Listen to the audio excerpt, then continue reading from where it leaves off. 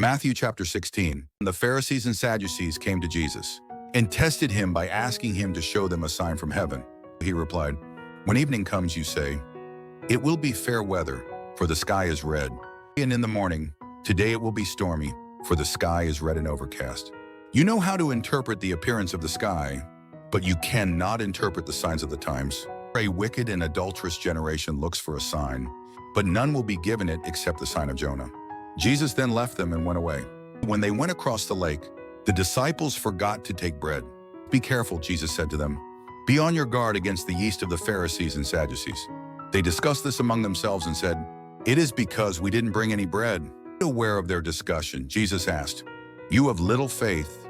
Why are you talking among yourselves about having no bread? Do you still not understand? Don't you remember the 5 loaves for the 5,000? And how many basketfuls you gathered? Or the 7 loaves for the 4,000? And how many basketfuls you gathered? How is it you don't understand that I was not talking to you about bread? But be on your guard against the yeast of the Pharisees and Sadducees." Then they understood that he was not telling them to guard against the yeast used in bread, but against the teaching of the Pharisees and Sadducees. When Jesus came to the region of Caesarea Philippi, he asked his disciples, "Who do people say the Son of Man is?" And they replied, "Some say John the Baptist, others say Elijah, and still others Jeremiah or one of the prophets." "But what about you?" he asked. "Who do you say I am?" Simon Peter answered, "You are the Messiah, the Son of the living God." Jesus replied, "Blessed are you, Simon, son of Jonah, for this was not revealed to you by flesh and blood, but by my Father in heaven. And I tell you that you are Peter, and on this rock I will build my church, and the gates of Hades will not overcome it. I will give you the keys of the kingdom of heaven. Whatever you bind on earth will be bound in heaven, and whatever you loose on earth will be loosed in heaven." Then he ordered his disciples not to tell anyone that he was the Messiah.